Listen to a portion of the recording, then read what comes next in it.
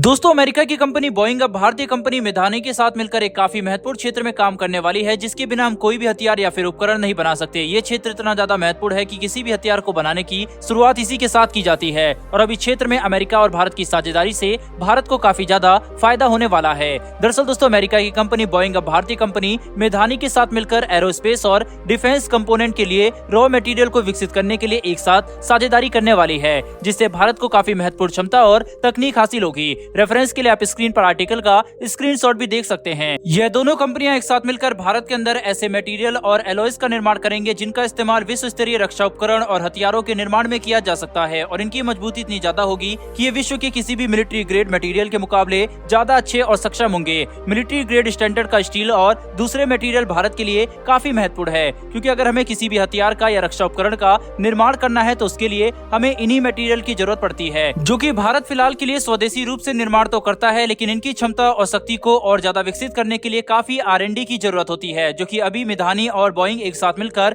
करने वाले हैं। एरोस्पेस और डिफेंस से जुड़े मिलिट्री ग्रेड के रॉ मटेरियल काफी महत्वपूर्ण होते हैं, क्योंकि अगर इनका निर्माण सही तरह से नहीं किया गया तो हथियार इस्तेमाल करते समय फट भी सकते हैं, जैसा कि अक्सर हमें देखने को मिलता है। जब कोई भी आर्टिलरी या टैंक का बैरल फटता है तो उसमें सबसे बड़ी वजह होती है कि उसके निर्माण में जिस एलॉय या मटेरियल का इस्तेमाल किया गया है अच्छे ग्रेड का नहीं था। हालांकि कई बार बैरल बर्स्ट जैसी घटनाएं फॉल्टी एम्यूनेशन की वजह से भी देखने को मिलती है, लेकिन सही ग्रेड का मटेरियल हथियार के निर्माण में न इस्तेमाल करना भी बैरल बर्स्ट जैसी घटनाओं की एक काफी बड़ी वजह है, जिसे दूर करने के लिए हमें मिलिट्री ग्रेड स्टैंडर्ड के एलॉयज और मटेरियल को विकसित करने में ज्यादा निवेश करना पड़ेगा और यहाँ पर भी बोइंग और मेधानी की साझेदारी एक काफी महत्वपूर्ण भूमिका निभाने वाली है। बहरहाल बढ़ते हमारी दूसरी खबर की तरफ। दोस्तों, ये खबर भारत के रक्षा निर्यात की तरफ से निकलकर सामने आ रही है, जिसके तहत भारत अब एक काफी बड़ी डिफेंस डील कर सकता है। जैसे जैसे भारत अंतर्राष्ट्रीय स्तर पर ज्यादा हथियारों का निर्यात कर रहा है, वैसे ही विश्व के कई दूसरे देश भी भारतीय हथियारों पर अपनी रुचि साफ तौर पर जाहिर कर रहे हैं, जिसके तहत अब भारत को दो देशों की तरफ से एक काफी बड़ी डील मिल सकती है। दरअसल सोलर इंडस्ट्रीज की तरफ से काफी बड़ा बयान दिया गया है, जिसके तहत अब ये जानकारी निकलकर सामने आई है कि अर्मीनिया के अलावा इंडोनेशिया और नाइजीरिया भी भारत से पिनाका रॉकेट सिस्टम को खरीद सकते हैं, जिसके लिए ये दोनों देश काफी रुचि भी दिखा रहे हैं। इंडोनेशिया और नाइजीरिया कितनी संख्या में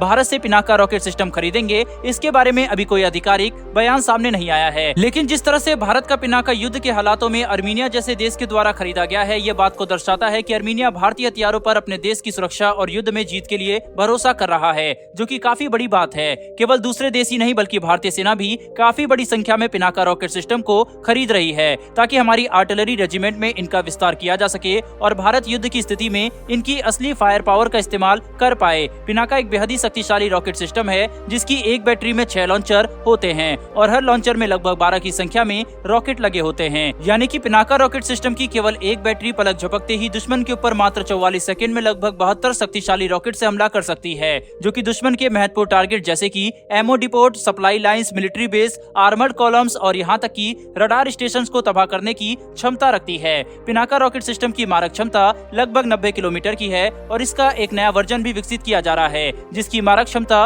150 किलोमीटर तक की होगी, जो कि भारत के द्वारा विकसित किया गया अब तक का सबसे शक्तिशाली और विध्वंसक रॉकेट लॉन्चर होगा, जिसके दम पर भारत युद्ध के मैदान को डोमिनेट कर पाएगा। वहीं इसके अलावा भारत जिन देशों के साथ अपने रक्षा संबंध मजबूत कर रहा है या फिर ऐसे देश जो कि मौजूदा समय में भारतीय हथियारों का इस्तेमाल कर रहे हैं, उनके द्वारा भविष्य में भारत से पिनाका रॉकेट सिस्टम खरीदे जाने की संभावना काफी ज्यादा है, जिसमें सबसे आगे फिलीपींस, इजिप्ट, मलेशिया और अर्जेंटीना जैसे देश हैं, क्योंकि इन सभी देशों के साथ या तो भारत ने कोई बड़ी रक्षा डील की है या फिर करने के लिए बातचीत चल रही है। पिनाका रॉकेट सिस्टम भी भारत के लिए एक काफी बड़ी सफलता बनकर सामने आ रहा है, जिसके निर्यात की संभावना न कि केवल कुछ चुनिंदा देशों में है बल्कि पूरे विश्व में है। खास करके अफ्रीका देश भारत के हथियारों के कुछ सबसे बड़े खरीदार बन सकते हैं। हाल ही में डिफेंस एक्सपो के दौरान अफ्रीका के 37 देशों के प्रतिनिधि भारत आने वाले हैं, जिसके दौरान इंडिया अफ्रीका डिफेंस डायलॉग किया जाएगा। वहीं उसमें इस बात की संभावना काफी ज्यादा है कि कई अफ्रीकी देश भारत से पिनाका रॉकेट सिस्टम को खरीदने में अपनी रुचि दिखा सकते हैं। अर्मीनिया ने पहले ही भारत के इस सिस्टम पर अपना भरोसा जताया है और भारत के साथ इस सिस्टम की डील पहले ही साइन कर ली है। अब देखना होगा कि आगे चलकर और कितने देश भारत से पिनाका रॉकेट सिस्टम खरीदने वाले हैं। लेकिन डिफेंस क्षेत्र में भारत की बढ़ती इस ताकत के लिए कमेंट बॉक्स में दोस्तों एक जय हिंद तो बनता है। साथ ही हमारी आने वाली डिफेंस और वर्ल्ड अफेयर से जुड़ी ऐसी डेली वीडियो के लिए चैनल को सब्सक्राइब करके बेल नोटिफिकेशन को अवश्य दबा लें, जिससे हमारी वीडियो आप तक सबसे पहले पहुंच सके। फिर मिलेंगे ऐसी एक नई वीडियो के साथ। धन्यवाद। जय हिंद।